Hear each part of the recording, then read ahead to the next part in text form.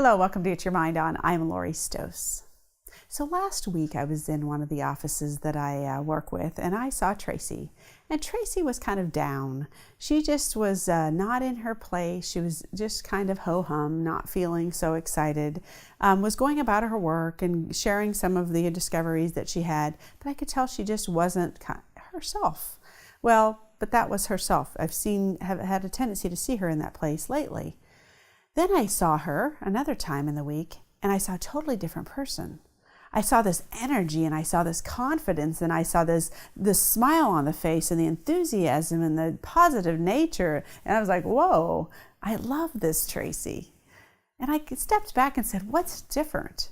So after the meeting, I said to her, gosh, I love your enthusiasm, energy. You did an awesome job on this project. And so we stopped for a few minutes. We said, do you have a few minutes? And she said, sure. And so I talked about the difference between seeing her earlier in the week and seeing her that day. And we really had a nice conversation about, gosh, what does it feel like when you're in that zone? When you're in that talent space of using what you do best every day, and how often we can do that. And she's like, wow, I feel really good about what I just did too. It's amazing that I don't get to do that very much. So when we think about that, think about yourself. As we continue down this path, thinking about our strengths and strengths philosophy and talent and people, this is what happens. As I mentioned last week about doing what we do best every day, how often do we get to really do what we do best every day? How often do we think of ourselves as the talented stars in the room like Tracy was that day? We have a tendency to think about talented people as those athletes and those movie stars and those artists and those dancers and whatever we may see in the society today of being, those are really talented people. But we don't always look around the room every day in our workplaces with people who are around and say, look at that talent. Look at that person shine. Look how great they're doing. And why don't we do that? Well, sometimes we're thinking about ourselves too much to worry about our own success and that. Some of us see that in others. I'm not saying nobody does, but how could we be doing more of that? Number one, how can we have more of those people showing up in that room like Tracy every day, not just once a week or not just every so often?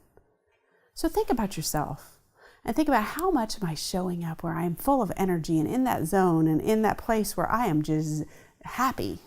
I talked to a guy the other day on the phone, and it was just, he was going 100 miles an hour. I mean, he was steady. I talked fast, but he was talking really fast. And he goes, I have never experienced anything like I do today. And I loved that. And he goes, I do it every day. I come home feeling this way every day because of what I get to do. I love that. I don't hear that often. So it was just so exciting to hear that. So step back and think about it yourselves. We all have something to bring. We all have talents. Going back to our earlier philosophy a couple weeks ago, we do focus on what we don't do well too often. But I want you to start shifting that mindset this year about you showing up. When you set goals and resolutions and all those things, we have a tendency to focus on, oh my gosh, we didn't do this, we didn't succeed, we didn't, focus differently. Focus on what do I do well and how can I take what I do well and do more of that. Now, it's our responsibility to do that.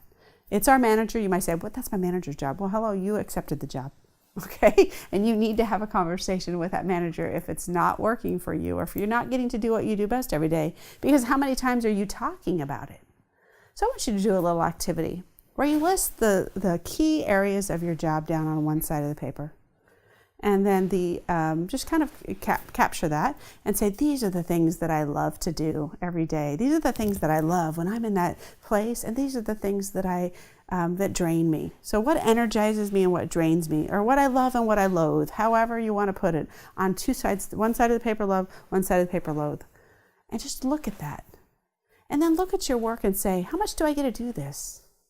Because I could probably see a pattern of the things that I love to do.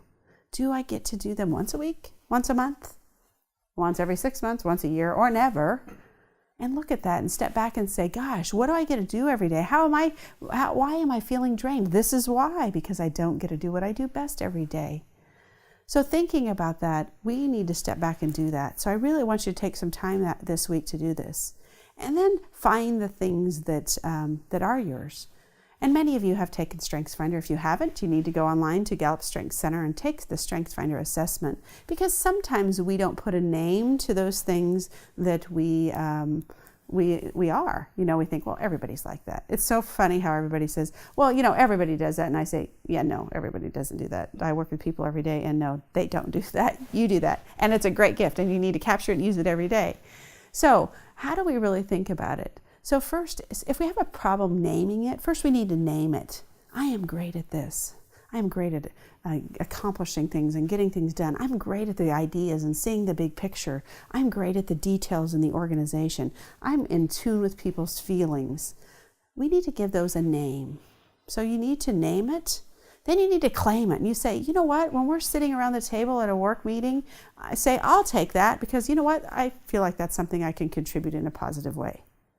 Now, sometimes people say, I'm good at that. That might feel a little egotistical for some of you. So you noticed how I said that. I said I could add value to our team by doing that, because that's what we do well. When we have something we do, it's easy for us. We're in that zone.